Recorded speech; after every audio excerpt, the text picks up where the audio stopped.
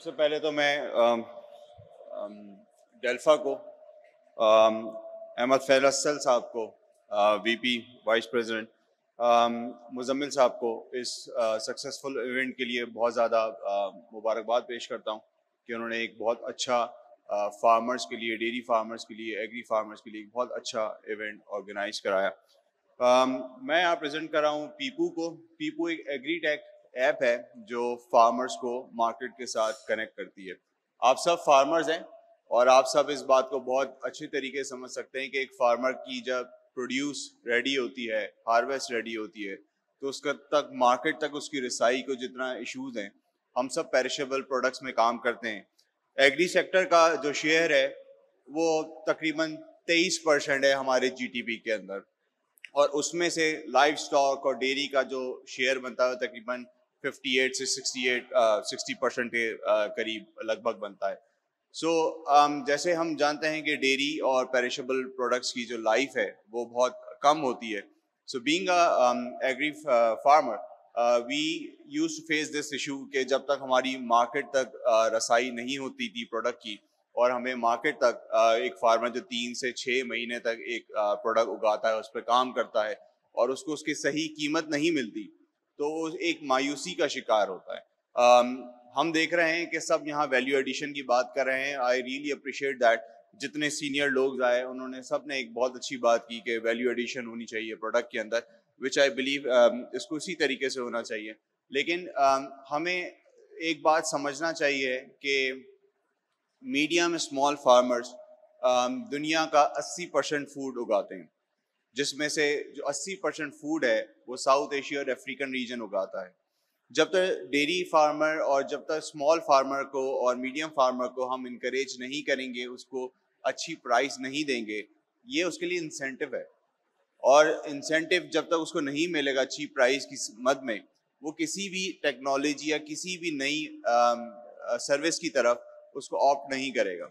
So being a farmer हमने 2018 में ये एक प्रॉब्लम फेस की, जिसकी हमने एक ऐप बनाई और हमने एक प्लेटफॉर्म क्रिएट किया पीपू के नाम से, जो फार्मर्स को मार्केट के साथ कनेक्ट करता है।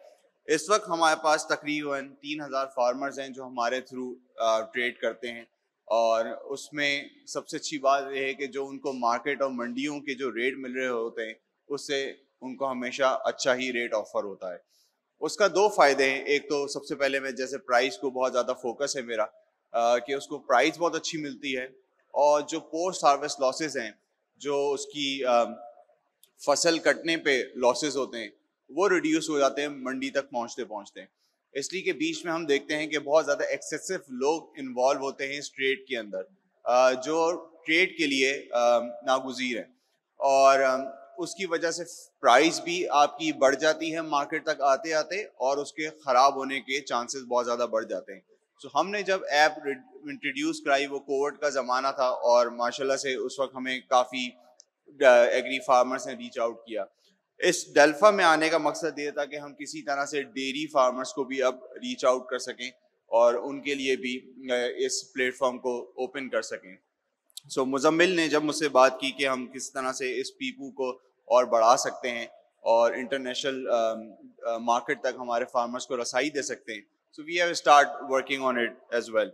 सो ये हमारी कस्टमर वैल्यू प्रपोजिशन है। एज यू कैन सी कि जब हमने इसको स्टार्ट किया तो उस वक्त कोविड था, तो हमने लोगों को एक डिजिटल मंडी का कॉन्सेप्ट पेश किया। हम देखते हैं कि मार्केट में जो मंडियां मौजूद हैं, मंडियां पाकिस्तान में कम हैं, रीजन में लोगों को, फार्मर्स को बहुत दूर दूर रसाई करनी पड़ती है मंडियों के लिए, तो हमने उनके लिए इजी एक्सेस बनाया पीपू ऐप के through. Next slide please. App बहुत सिंपल है, इंग्लिश और उर्दू मौजूद है, अभी हम इसको सिंधी वर्जन में इसमें लॉन्च करने लगे। We have made it very easy for the farmers कि इसमें फार्मर को कुछ लिखने की ज़रूरत नहीं, ऑलरेडी प्रोडक्ट्स मौजूद हैं, उसने सिर्फ अपनी मिकदार लिखनी है और अपनी प्राइस लिखनी है। उस पर जिस तरह मंडी में एक बोली लगती है, उसी तरह का कॉन्सेप्ट है कि कोई भी आगे उस पर बोली लगा सकता है और उस प्रोडक्ट को बाय कर सकता है। जी प्लीज़ आगे। मैं एक स्लाइड मेरे ख्याल से मिस कर चुका हूँ पीछे की तरफ, जहाँ पे हम जी दुनिया की आबादी तकरीबन लगभग 8 बिलियन के करीब है। इसमें तकरीबन 1.5 बिलियन लोग जो हैं डेयरी और एग्रीकल्चर से वाबस्ता लोग हैं। तो हम देखते हैं कि बहुत बड़ा सेक्टर है एग्रीकल्चर का जो दुनिया से वाबस्ता है, जो इस काम से और इसकी सप्लाई चेन से वाबस्ता लोग हैं। पाकिस्तान में तकरीबन 23% GDP का शेयर है। तकरीबन 50% लोग जो हैं वो इस इंडस्ट्री से वाबस्ता हैं और ये वाहिद इंडस्ट्री जिसमें जब हम विमेन एम्पावरमेंट की बात करते हैं तो वाहिद इंडस्ट्री इसमें खवातीन सबसे ज़्यादा काम करती हैं, लेकिन they are not highlighted as well. So हम जी आगे चलिए।